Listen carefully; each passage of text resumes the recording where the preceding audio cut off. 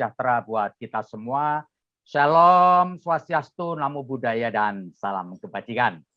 Saya Feby Mahendra Putra, Direktur Pemberitaan Tribun Network. Merupakan sebuah kebahagiaan bagi saya dapat menjadi pemandu acara ini dan hadir di hadapan Anda sekalian, dimanapun Anda berada dan kapanpun Anda menyaksikan acara talkshow ini. Pada saat ini, Indonesia menjadi presidensi G20 selama 1 tahun. Tentu masyarakat ingin tahu apa manfaat dari posisi Indonesia dalam organisasi itu. Satu di antara topik yang diangkat dalam presidensi G20 kali ini yaitu transformasi ekonomi dan digital. Topik ini sejalan dengan keinginan Presiden Joko Widodo yang ingin agar perekonomian Indonesia segera pulih melalui perdagangan luar negeri, terutama yang melibatkan kalangan usaha kecil menengah atau UKM.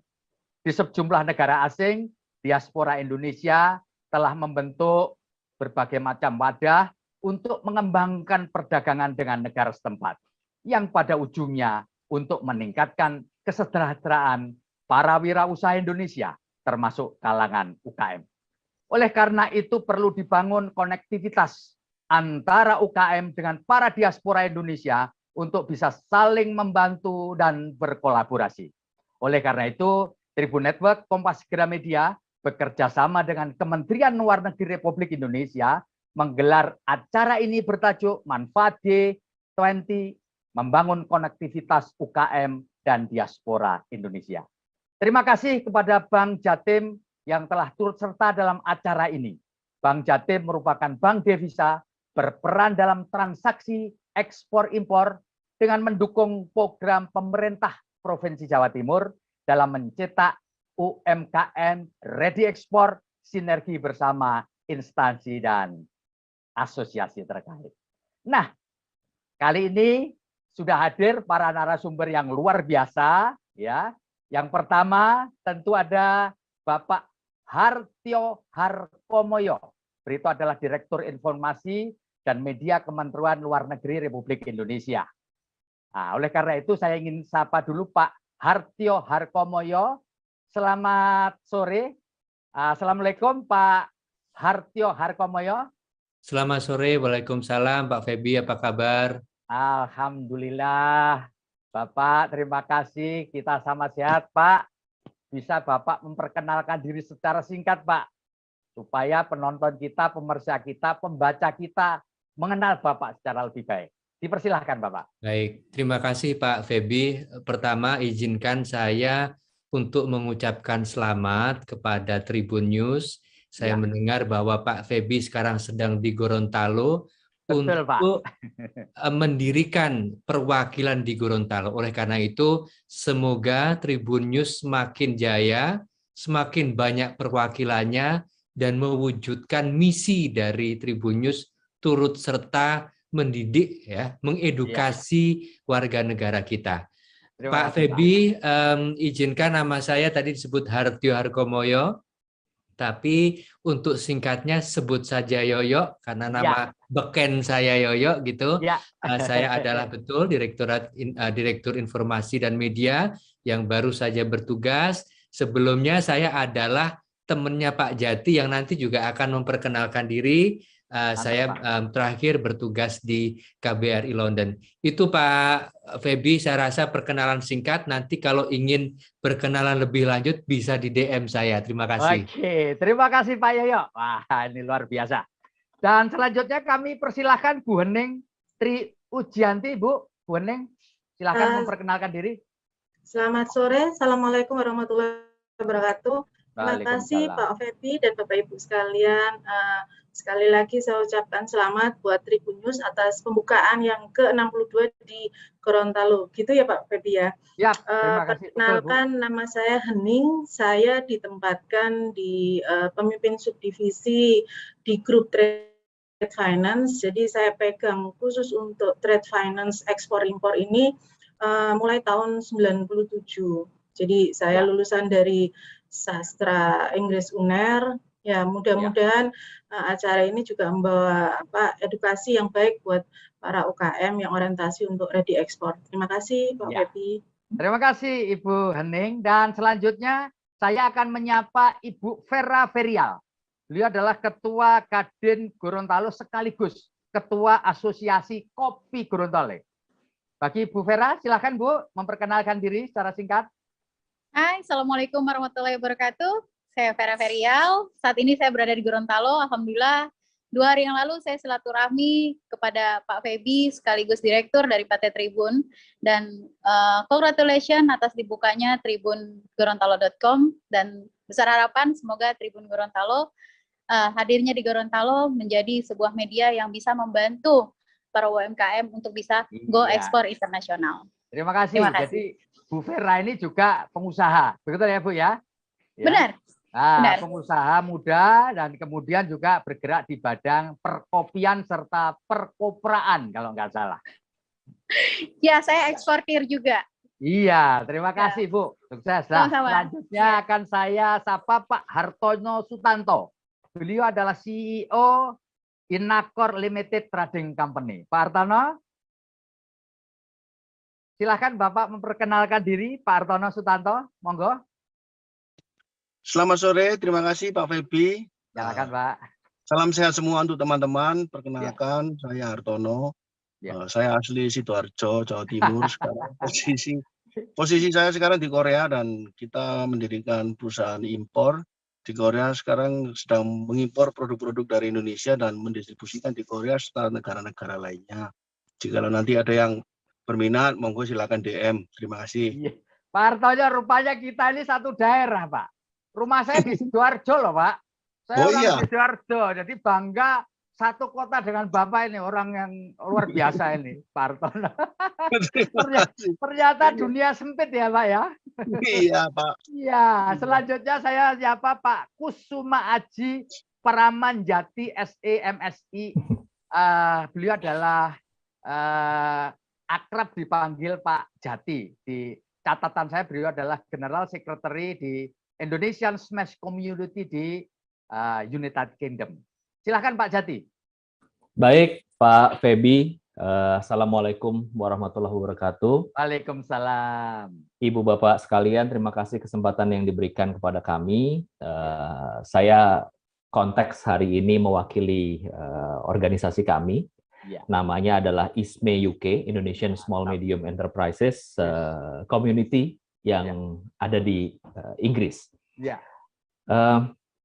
Betul tadi dengan Pak Yoyo, kita tahun lalu meramu bagaimana organisasi ini bisa tumbuh dan berkembang dalam rangka menjembatani, mengayomi, dan juga mendukung teman-teman para pengusaha, khususnya yang di UMKM, pengusaha UMKM Indonesia yang ada di United Kingdom, gitu, untuk bisa kita tumbuh bersama.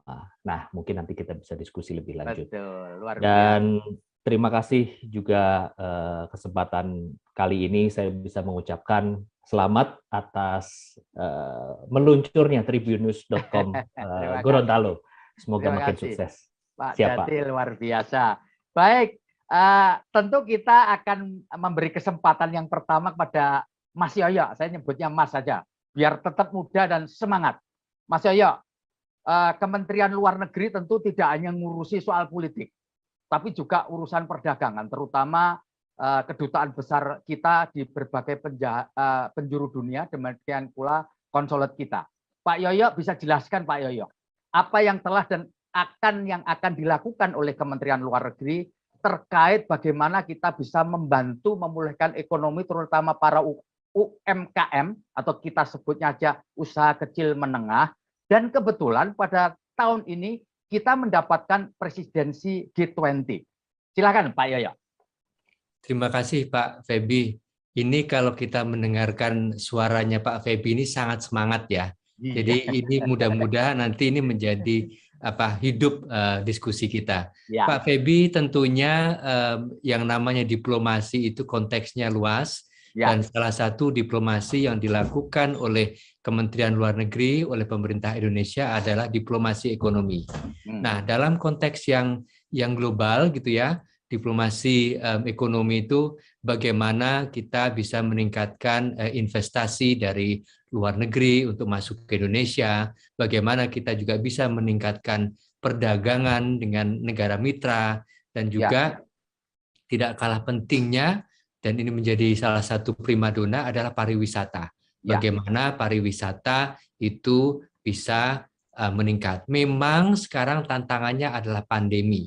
Nah, setelah tantangan pandemi ini, dan kalau kita melihat kan sekarang background-nya G20 nih ya, Pak Feby dan teman-teman ya. Nah, kita dalam G20 ini temanya itu jelas, recover together, recover stronger.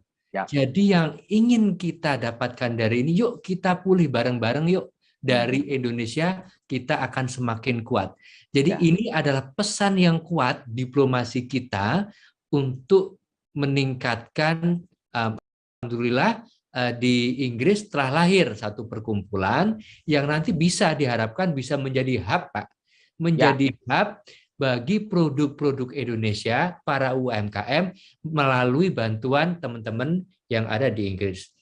Saya rasa nanti Pak Feby, nanti Pak Jati akan bisa menjelaskan secara mendalam ya, ini apa aja sih yang bisa dilakukan. Itu Pak Feby kira-kira singkat dari saya. Terima kasih. Pak Yoyo, satu lagi nih Pak Yoyo. Ya, terkait dengan posisi Indonesia sebagai presidensi G20 tahun ini, apa yang dilakukan oleh teman-teman KBRI kita di negara-negara yang menjadi anggota G20, Pak Yoyo? Nah, ya. Terima kasih Pak Feby. Jadi gini, Kementerian Luar Negeri itu mendapatkan tugas salah satunya adalah bagaimana menggaungkan G20 itu ke luar negeri, ke dunia internasional. Nah, teman-teman di perwakilan RI itu salah satu tugasnya adalah turut serta memberitakan, memberikan citra yang positif mengenai peran Indonesia sebagai presidensi G20. Itu satu, Pak. Yang kedua, tentunya adalah peran media nih, Pak. Peran media itu sangat besar. Termasuk apa yang dilakukan oleh Tribun News hari ini, itu membuktikan betapa media itu sangat peduli dan bisa menjadi katalis yang penting untuk mempertemukan antara ini, orang dari Kemlu, dipertemukan orang dari Inggris, dari Korea. Maka salah satu tugas dari perwakilan kita adalah juga bagaimana nanti bisa memfasilitasi media-media untuk diberikan informasi, kalau ingin meliput nanti mendapatkan kesempatan yang meliput, dan itu kira-kira Pak konteks yang ingin saya bangun pada diskusi ini ya. Tentunya ada lagi tentu konteks yang lebih besar, tapi untuk diskusi kita pada hari ini mungkin ada baiknya kita fokuskan pada diskusi ini. Ya, oke, terima kasih Pak Yoyo. Nah, ini saya mau mohon maaf ini. Satu orang saya lupa menyapa dan untuk memberi perkenalan yaitu Pak Ferry. Pak Ferry Setiawan ini. Mohon maaf Pak Ferry, maka kesempatan ini saya berikan kepada Pak Ferry Setiawan, Wakil Ketua Asosiasi Pengusaha Kafe dan Restoran di Jatim, serta pembina UKM di bidang food and beverage. Monggo, Pak Ferry memperkenalkan diri. Ya, selamat sore Pak Feby. Ya, suara saya jelas ya Pak ya. Mantap, Pak Ferry, mantap. Selamat sore, salam sejahtera bagi Bapak Ibu semuanya. Saya ucapkan selamat juga buat Tribun News pencapaiannya tadi. Ya, perkenalan singkat, nama saya Ferry Setiawan, kebetulan saya di Surabaya sekarang ini, saya sebagai pengusaha F&B kurang lebih sudah 8 tahun, dan saya berangkat pun juga dari UMKM ini. Jadi saya berangkat dari modal 5 juta, saya bangun sebuah bisnis deal, gerobakan pada saat itu sampai akhirnya saya sekarang berkembang, dan sampai di satu titik saya masuk di asosiasi menjabat sebagai ketua di Agrindo. Agrindo bisa dibilang Asosiasi Pengusaha Kafe Resto Indonesia. Saya di DPD Jatim sebagai wakil ketua, dan kebetulan juga kalau kita ngomong asosiasi kita ini sangat dekat juga dengan Pemprov maupun Pemprov. Jadi banyak juga untuk membina UMKM. supaya kedepannya pun UMKM di Surabaya khususnya ya semakin baik lagi dan bisa fight ini untuk di mancanegara. Terima kasih Pak. Oke, terima kasih. Supaya kita nyambung dengan Pak Yoyo tadi, saya ingin memberi kesempatan untuk Pak Jati dulu, untuk cerita dulu Pak. Bagaimana ini ceritanya Bapak kemudian bersama kawan-kawan diaspora di sana kemudian membentuk sebuah ISME namanya, Indonesian Smash Community di UK. Dan apa tantangan-tantangan bagi pengusaha UKM Indonesia untuk bisa masuk ke negaranya Queen Elizabeth ini. Silakan Pak Jati. Terima kasih Pak Feby. Jadi latar belakang ISME UK ini, tadi yang Pak Yoyo sampaikan adalah kita tuh selama ini sendiri-sendiri, gitu ya. Kita berjuang sendiri, mencari informasi sendiri, kita conquer the market juga sendirian, gitu. Nah, sedangkan kanan kiri kita itu punya support yang mungkin bisa kita bilang supporting sistemnya lebih kuat, gitu ya. Nah, kita berkumpul, kita diskusi dengan KBRI, dengan teman-teman. Awalnya kecil, awalnya tuh hanya beberapa orang, terus melebar, meluas, gitu, sampai akhirnya kita sepakat bahwa Indonesia di luar negeri, khususnya di Inggris, di UK, sudah saatnya kita bergandeng tangan. Kira-kira begitu. Nah, kalau kita bicara rendang, kalau saya masak rendang atau Pak Feby masak rendang, sudah pasti beda, Pak. Gitu kan? Sudah pasti beda. Tapi janganlah perbedaan itu kita menjadi gesekan. Justru kita harus tampilkan perbedaan rendang kita. Ada rendang kering, rendang basah. Kira-kira begitu. Sebagai rendangnya Indonesia. Nah, itu analoginya ya Pak. Sehingga muncullah kesepakatan untuk membentuk satu asosiasi, perkumpulan, dan menjadi organisasi yang bernama ISME ini. Tujuan kita, kita simpelkan saja. Tujuan adanya ISME itu cuma 3, Pak.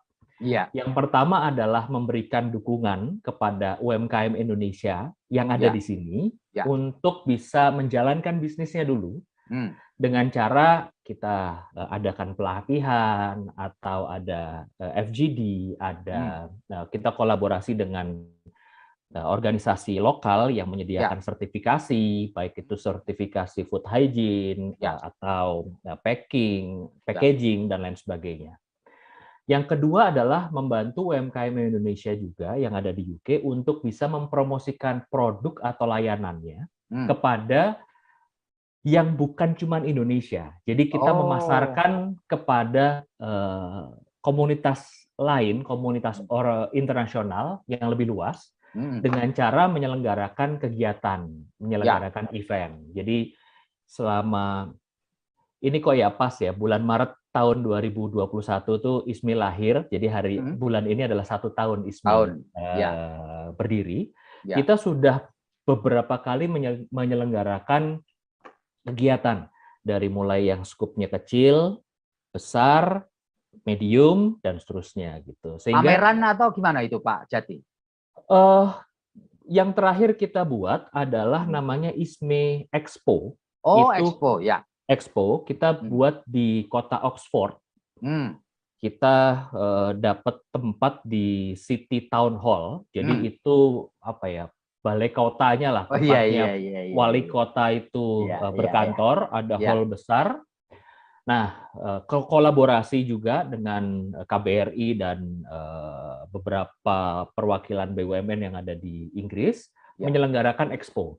Expo ini ada food market, ada kerajinan, bahkan kita sudah juga membawa atau mengundang beberapa UMKM, pada saat itu hampir 20 kalau nggak salah ya, UMKM dari Indonesia untuk bisa menampilkan produknya. Jadi teman-teman UMKM dari Indonesia kirim barang tuh Pak.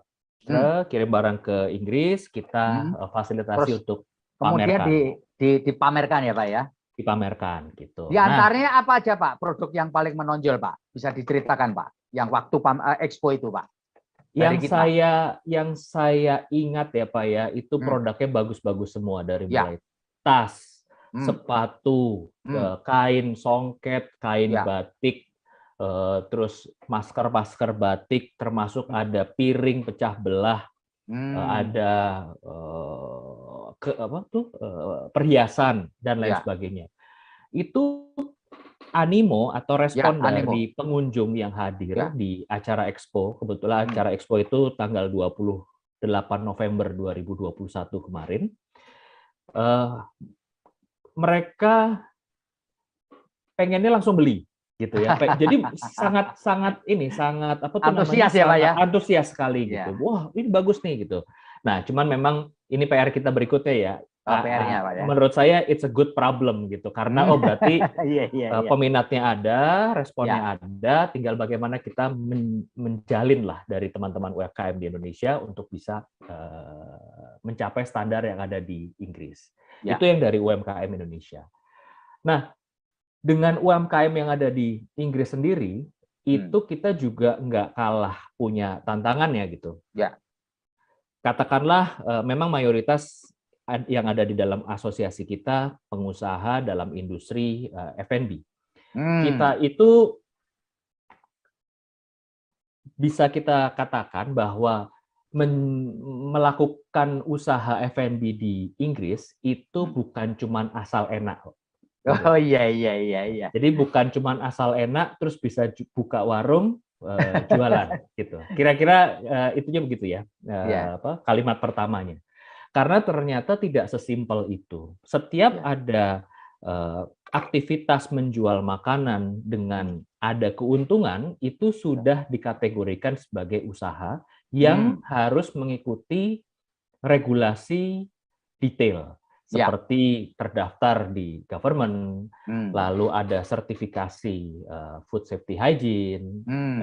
Kalau jualnya hot food, atau makanan panas, restoran beda foldernya. Kalau jualannya frozen food, beda lagi itu foldernya gitu ya. Perizinannya termasuk sertifikasinya gitu. Sehingga kita bisa menyimpulkan untuk usaha makanan saja itu sebenarnya regulasi itu untuk membimbing kita lebih baik, mengamankan pengusahanya dan juga mengamankan konsumennya. Betul. Seperti contohnya sertifikasi vacuum packaging, misalkan Ibu Bapak sekarang gara-gara pandemi kan menjual frozen food gitu ya, pakai vacuum packaging. Itu ternyata ada sertifikasinya yang harus ditempuh, bagaimana mesin yang digunakan, plastik yang digunakan, suhu untuk menyimpannya, pada saat perjalanan suhunya harus dijaga berapa degree dan seterusnya. Sehingga ini semua menjadi pelajaran dan kita bisa saling sharing ya kepada teman-teman yang membutuhkan informasi ini. Nah, itu tantangan dari sisi F&B. Belum lagi tantangan dari sisi industri yang lain, kategori industri yang lain, apakah itu hospitality, services, kesenian, gitu. Dan ISMI sendiri punya anggota saat ini sekitar 80 members. Dan itu dari Inggris saja yang 80 member atau dari Indonesia juga, Pak Jati? Itu dari Inggris saja, Pak. Jadi, 80 dari Inggris ya?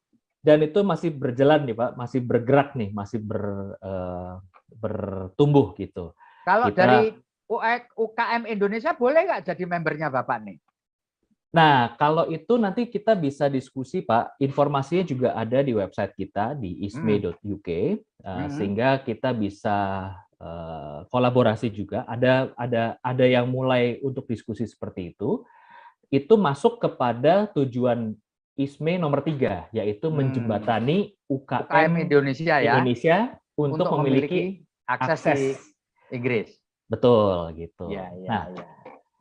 Tentunya kemarin itu sudah banyak juga kan yang tadi saya cerita, ada beberapa produk yang masuk, memang ada yang kita kurasi, ada di tim kita yang tidak semua bisa langsung kita tampilkan, ada yang kita sampaikan bahwa contohnya ada labelnya harus benar, ingredients-nya mesti jelas, terus dan lain sebagainya. Oke, Pak Jati, terima kasih. Siapa? Ya, dan selanjutnya saya kira semua perdagangan, termasuk ke luar negeri, tentu membutuhkan jasa perbankan. Itu pasti. Nah, oleh karena itu kami mohon Bu Hening untuk menyampaikan nih, sebagai Bank Devisa nih, Bank Jatim nih, gimana membantu para UMKM, UKM, ketika mereka harus bertransaksi dengan para buyers atau para orang-orang terkait di luar negeri. Kepada Bu Hening, kami persilahkan, Bu. Terima kasih, Pak Feby. Terkait dengan perdagangan luar negeri, sebetulnya kami dari Bank Jatim itu juga sudah bersinergi dengan Dinas Provinsi Jawa Timur, misalnya dengan Dinas Disperindak, Dinas Koperasi, maupun Ditjen Bea Cukai, dan dari Gabungan Pengusaha Ekspor Indonesia untuk membuat suatu program untuk mencetak UKM Jawa Timur yang ready ekspor, di mana di dalam proses untuk create program ini kami juga melakukan seleksi tahap awal, Pak. Jadi seleksi ini kami memberikan mapping dulu, apakah pangsa pasar dari UKM ini orientasinya secara market ke tradisional, apakah dia masuk ke pasar modern atau mungkin sudah masuk ke pasar internasional. Di sini kami sebetulnya dari pihak perbankan, kadang orang melihat perbankan hanya fungsinya sebagai menghimpun dana dan menyalurkan dana, tapi bukan berarti berhenti sampai di situ. Jadi kami bisa juga memberikan konsultasi atau sebagai advisor kepada pelaku UKM, khususnya yang sudah ready untuk ekspor, bagaimana caranya para UKM ini bisa masuk ke market internasional. Oh, jadi Bank Jatim juga memberikan edukasi gitu ya, Bu ya? Betul, Bapak. Jadi kami juga punya semacam coaching klinik ke UKM-UKM. Jadi kita juga masuk ke mitra binaan para dinas Disperindak maupun dinas koperasi yang sudah diseleksi tahap awal. Seleksi ini terkait dengan kurasi terhadap produknya, seleksi terkait dengan performance si UKM itu sendiri, karena memang ketika bicara perbankan, paling enggak secara performan legalitas maupun performan untuk kredibilitas dari si para UKM ini sudah nggak ada isu, karena bicara pandemi dengan yang notabene ada pengaruhnya secara signifikan kepada para UKM ini juga pengaruhnya ke laporan keuangan. Yang pertama, yang kedua terkait juga legalitas. Kita mengedukasi bagaimana legalitas ini bisa menjadi salah satu tools para UKM ini untuk bisa memudahkan, dapat kemudahan dari sisi mungkin nanti dapat pembekalan secara gratis atau mungkin bisa mengikuti event misalkan business matching ataupun event misi dagang yang kebetulan mungkin pernah kita bawa UKM Jawa Timur atau mungkin UKM dari mitraan binaan dinas atau asosiasi, itu kita bawa ke Middelburg, Pak. Jadi ada semacam event business matching misi dagang dengan para pengusaha buyer di wilayah Middelburg di Belanda. Di situ para UKM ini bawa produk dari Jawa Timur. Kebetulan kopi kan lagi tren ya, Pak, ya di market juga secara internasional untuk ini.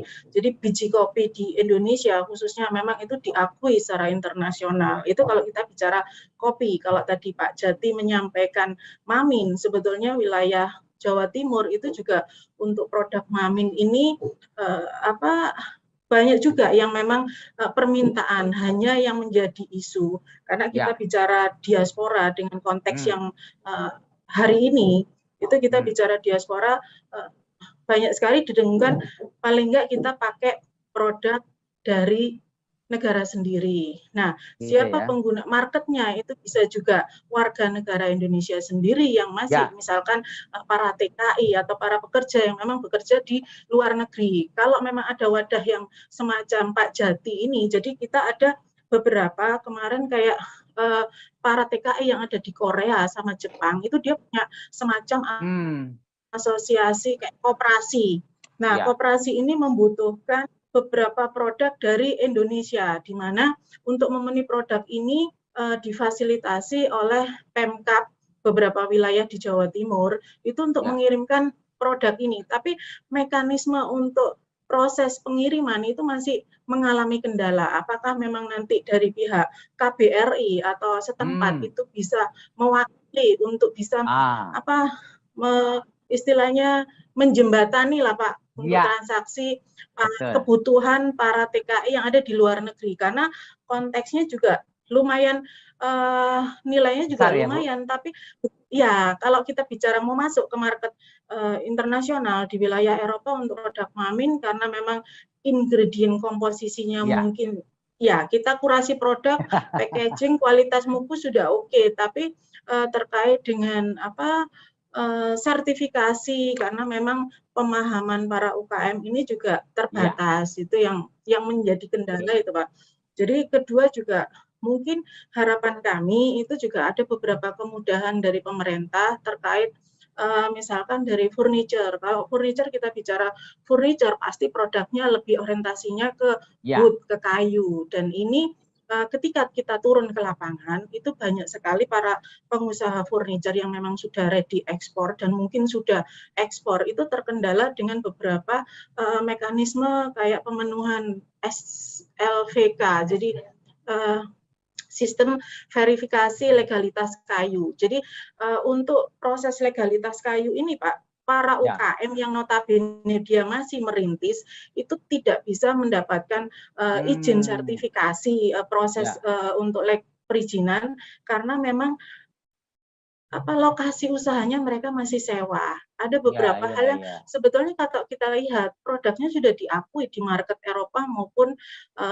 Singapura, tapi karena memang izinnya masih belum. Nah, itu banyak sekali pengusaha Jawa Timur yang memakai agen-agen atau pengusaha eksportir yang berada di luar Jawa Timur. Kita bicara Provinsi Jawa Timur, paling enggak kan produk itu kalau memang dari Jawa Timur harus juga notabene masuk juga diakui sebagai produknya Jawa Timur. Yang notabene kalau di daerah lain ada UKM kami yang kirim ekspor lewat Bali, Denpasar, itu ternyata memang produknya diakui di Denpasar. Kalau kita bicara secara makro, tetap produknya Indonesia. Tapi bicara ketentuan regulasi di provinsi harus kayak kopi, kita harus kopi. Kalau tadi ada dari Bu Vera di Gorontalo, kita juga kirim kopi itu Pak lewat Sulawesi, itu diakui sebagai produknya. Nah, ini juga sebetulnya lebih secara perizinan. Kemudian mungkin Pak Yoyo nanti yang mungkin bisa menjembatani secara proses kemudahan legalitas para eksportir ini Pak. Itu yang kendala di lapangan. Yang kedua terkait dengan bagaimana caranya para pengusaha ini juga bisa terkait dengan bantuan secara aspek keuangan, di mana kami sebagai lembaga pembiayaan itu ada sedikit aturan dari istilahnya regulator yang menyatakan bagaimana caranya supaya mengangkat UKM yang notabene secara fluktuatif, dia 2 tahun terakhir ini pandemi. Kan secara laporan keuangan kurang bagus, tapi secara regulator kita masih diharap betul oleh dari pihak otoritas bahwa aturannya juga rigid untuk mau ngasih fasilitas, prospek potensinya sudah ada, tapi kita nggak bisa masuk. Nah, ini mungkin ada sedikit keluasan untuk di ketentuan secara eksternalnya, Pak. Kalau kita bicara aturan di internal, kita balik lagi ke regulator. Betul ya. Ya, jadi memang sebetulnya ketika kita pendampingan ke UKM ini, mereka kita kasih pembekalan terkait dengan bagaimana melakukan ekspor sarana dan prasarananya, atau bagaimana caranya membaca LC supaya kepastian pembayaran atau kepastian pengiriman barang antara kedua belah pihak itu faktor trust-nya jalan. Orang bicara LC, UKM itu nggak akan tahu Pak untuk LC itu produk apa. Nah, bank itu juga akan turun. Makanan apa gitu ya. Jadi, orang bilangnya kalau misalkan kita mau bicara transaksi untuk ekspor, ketika kita nggak tahu partner kita di sana, ketika nanti dia pakai istilahnya open account, dikirim barangnya terlebih dahulu, tapi pembayarannya nanti setelah barangnya diterima. Ada keraguan dari pihak para kita, apakah nanti barang yang sudah terkirim itu sudah pasti nanti pembayarannya akan bagus dibayar. gitu ya. Kalau kita menggunakan LC sudah pasti kepastian pembayaran diambil alih oleh pihak bank. Perbankan, terkait dengan LC itu sendiri sebetulnya mungkin kami dari pihak perbankan turun sampai ke nasabah untuk melakukan edukasi, memberikan workshop, pembekalan sampai bagaimana caranya nasabah ini mendapatkan legalitas, baik itu legalitas secara internal, secara akte pendirian dan lain-lain. Karena ketika kita bicara legalitas, bank itu memang diwajibkan untuk know your customer. Jadi know your customer supaya menghindari tindak pidana pencucian uang, money laundering kan juga lagi marak. Nah, betul. Usaha ini menggunakan TT remittance by transfer itu mereka satu ada keraguan ketika barang sudah dikirim apakah nanti terbayar. Dari pihak sisi buyer apakah nanti kalau sudah dilakukan advance payment pembayaran di depan barangnya apa dikirim. Nah itu yang kedua, ketika sudah ada TT remittance di rekening para UKM ini, para pihak regulator masih melakukan screening. Ini sebetulnya hasil dari transaksi apa. Nah, kami dari pihak perbankan mengedukasi. Kalau secara legalitas itu sudah jelas, sudah detail, dan transaksinya itu sudah berdokumen menggunakan LC, itu regulator sudah nggak ada isu lagi akan melakukan screening terhadap para UKM. Kadang-kadang UKM itu begitu ditelepon oleh regulator ataupun dari pihak pajak, mereka ketakutan. Kenapa kok di screening? Apa ada yang salah dengan transaksi saya? Tapi karena memang pola mekanisme pembayaran untuk trade-nya menggunakan TT remittance. Tapi ketika menggunakan LC, semuanya nggak ada isu.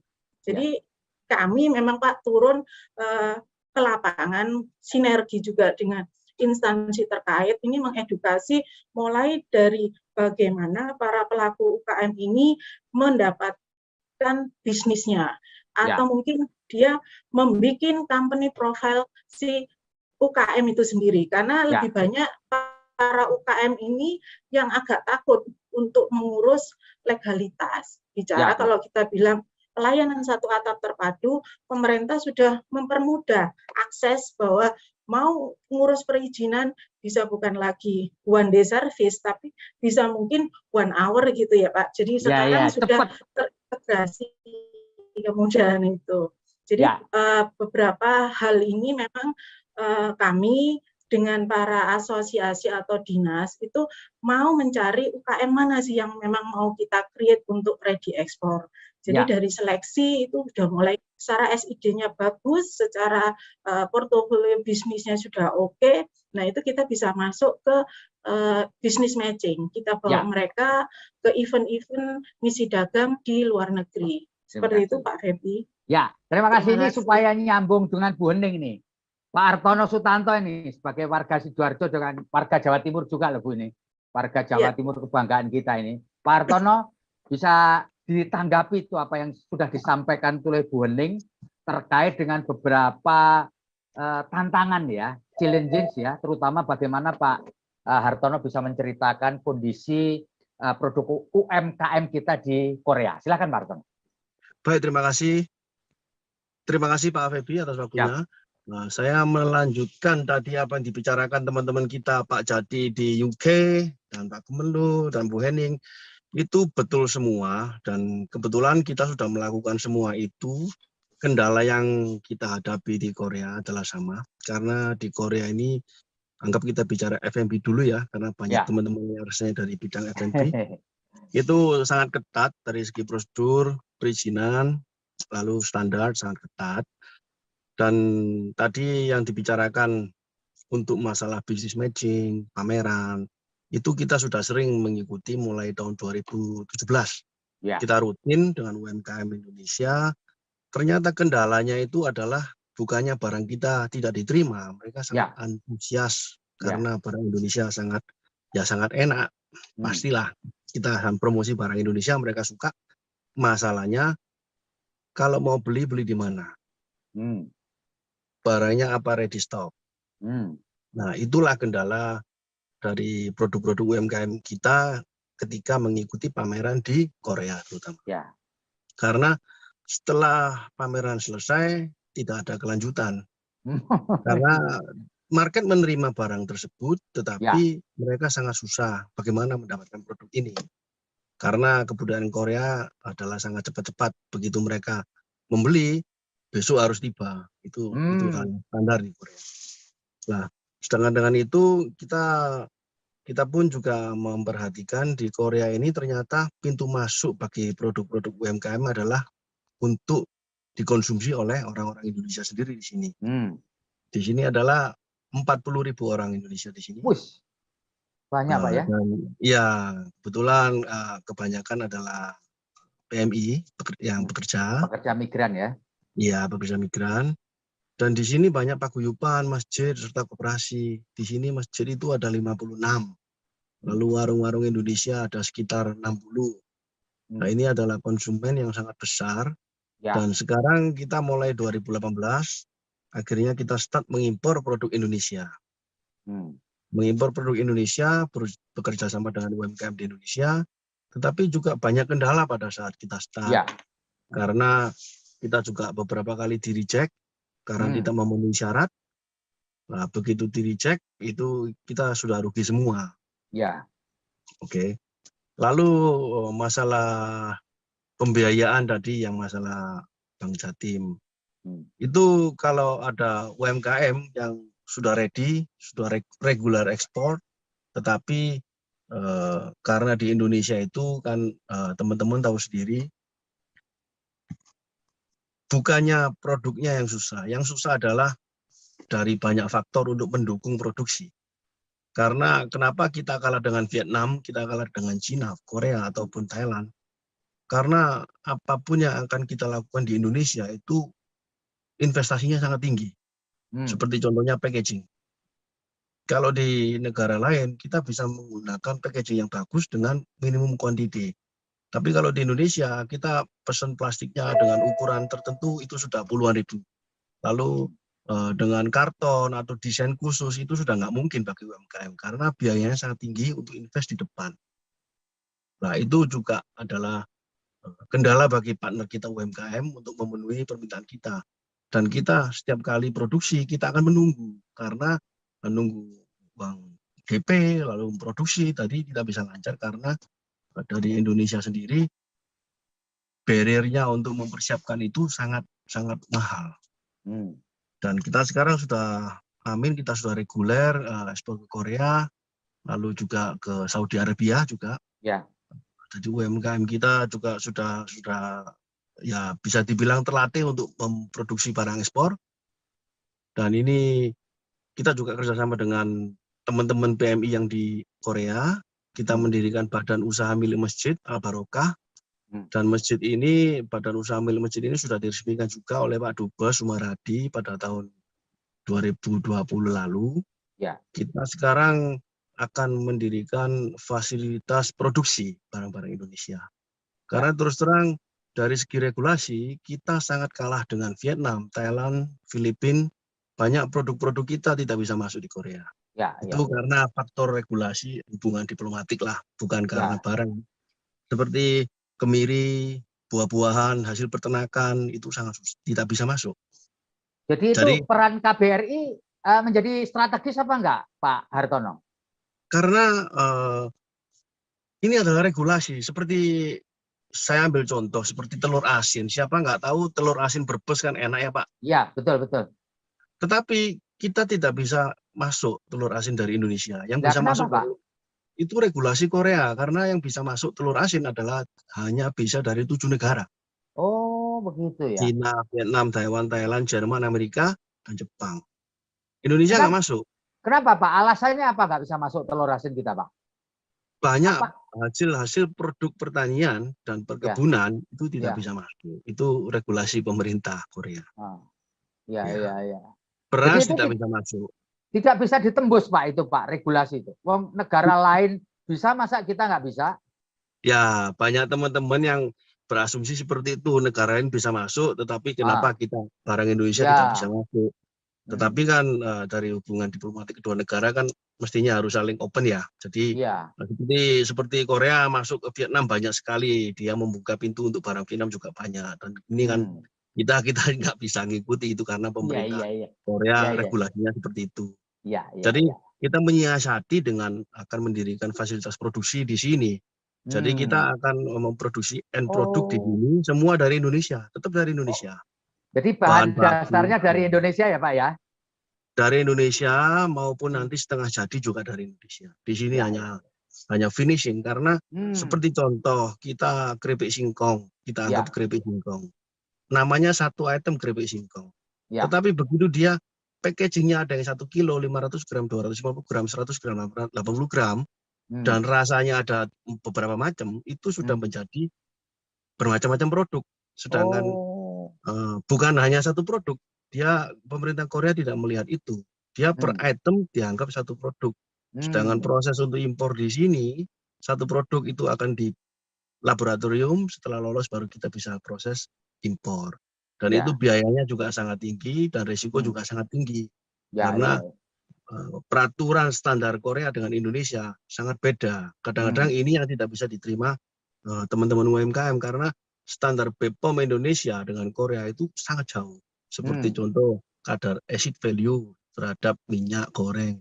Di Indonesia mungkin 1 lolos, kalau di sini 0,2. Sedangkan standar Korea juga lebih tinggi daripada standar Amerika maupun Saudi Arabia. Banyak teman-teman kadang yang sudah ekspor, mereka bilang, kenapa Korea nggak bisa? Kita sudah ekspor ke Amerika, sudah ekspor ke Australia. Nah, itu juga susah untuk mengedukasi mereka bahwa standar regulasi Korea agak beda, membutuhkan waktu. Tetapi ya terus terang sekarang sudah jalan lancar, kita fighting terus, akan lebih semangat lagi. Saya rasa produk-produk Indonesia akan semakin diterima di Korea. Karena Korea ini negara yang tidak mempunyai sumber daya alam. Kalau kita lihat banyak produk Indonesia sudah masuk Korea, tetapi kehilangan jati diri. Karena sudah masuk dengan brand Korea, sudah masuk dengan packaging Korea, yang mengekspor adalah orang Korea yang di Indonesia, yang mengimpor adalah orang Korea, yang mendistribusikan adalah orang Korea, brandingnya adalah orang Korea.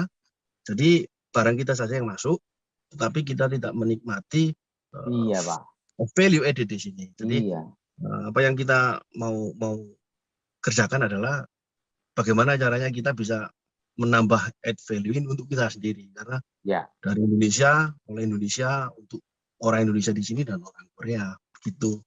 Misi kita seperti itu. Terima kasih. Ya, terima kasih luar biasa. Nanti kita akan elaborasi dari Pak Hartono ya. Dan sekarang kita bergeser ke Bu Vera ini sebagai eksportir kopi sekaligus pembina UKM dan pengurus Kadin ini. Silakan Bu Vera menanggapi ini. Apa tantangannya ketika Anda menjadi eksportir? Apakah apa yang diceritakan Pak Hartono, Pak Jati, Bu Hening tadi juga Anda alami? Silakan Bu Vera. Ya, terima kasih Pak Febri dan senior-senior hebatku di UK dan London di Jawa Timur. Yang disampaikan Pak Hartono itu benar sekali. Contoh Skovindo, Pak. Ya kan? Skovindo kita itu diragukan dan amat sangat diragukan gitu. Makanya aku selalu bilang sama teman-teman UMKM di sini, khususnya di Indonesia, don't use Skovindo. Jangan gunakan Skovindo. Kenapa? Karena jangankan untuk pasar Eropa, untuk Asia sendiri saja Skovindo diragukan. Gitu. Aku selalu rekomen kalau untuk tes laboratorium itu pakai Truffnot yang punyanya Jerman. Itu adanya di Indonesia, hanya di Jakarta. Aku selalu rekomen itu. Karena apa? Ini pengalamanku pribadi ketika aku mengirim corn exit oil dengan SSA itu mereka minta waktu itu 65%. Oke. Aku dari Skovindo itu 65-70%. Oke, aku inilah pasang dada lah istilahnya gitu. Oh ya oke, aku bilang saya bisa kirim gitu. Alhasil begitu sampai ke negara tujuan, dicek oleh laboratoriumnya Pak, itu only 39%. Sampai akhirnya mereka bilang, Vera, you not believe this Skovindo, right? Aku bilang, ya, emang saya nggak percaya sama Skovindo. Even I'm Indonesia. Walaupun saya orang Indonesia, saya nggak percaya. Karena yang rekomend itu kan SDS, terus sama Truffnot. Tapi kan kalau untuk proses pelepasan kayak seperti barang cair seperti yang di pelabuhan komoditi, kan ini beda dengan UMKM yang packaging kan, Pak? Ya. Kalau UMKM packaging, saya rekomendnya Truffnot. Tapi kalau misalkan barang komoditi yang mau lepas ekspor, saya rekomen SGS. Jadi saya kadang gini Pak, malu sendiri sebagai orang Indonesia. Saya di sini berjuang untuk para UMKM naik kelas, ya kan? Ya. Untuk para UMKM tembus ke pasar ekspor. Tapi kalau bagaimana laboratorium kita? Karena apa? Di luar sana mereka yang dibutuhkan kan satu spesifikasi. Ya. Spesifikasi berbicara tentang kualitas, ya kan?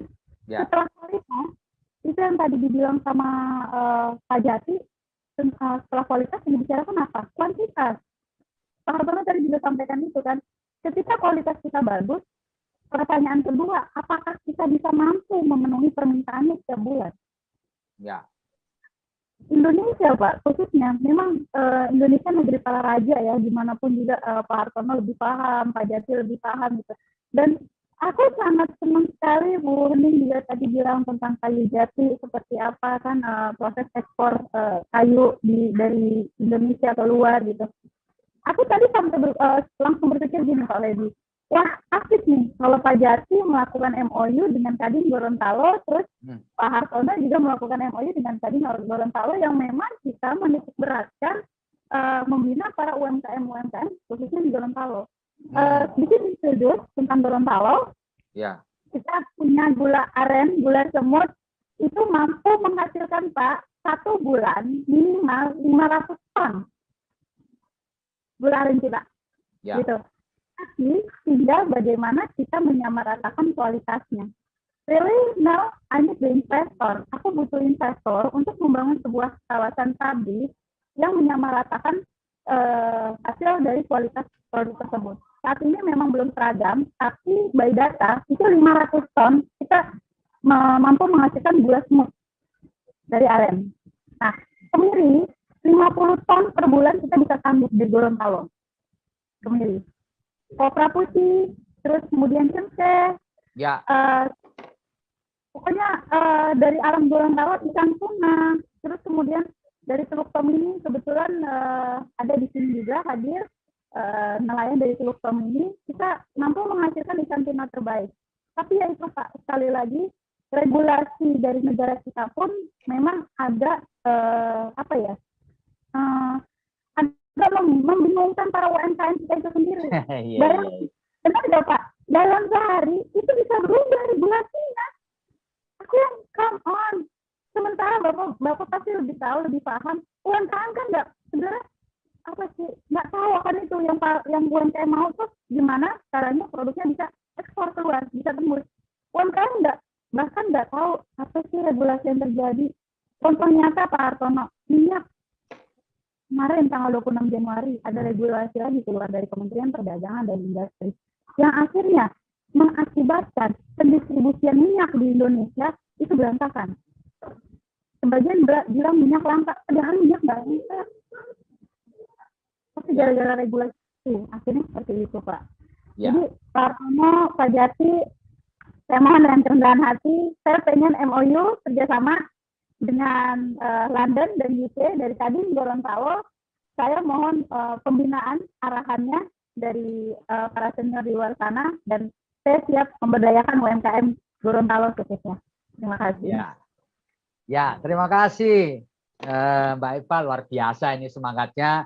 Sayang sekali di Gorontalo ini rupanya sinyalnya naik turun, jadi suara Mbak Vera ini kadang kedengaran, kadang tidak. Moga-moga Pak Jati sama Pak Hartono bisa memahami apa yang dimaksud dengan Bu Vera tadi, moga-moga. Dan sekarang saya beri kesempatan kepada Pak Ferry nih.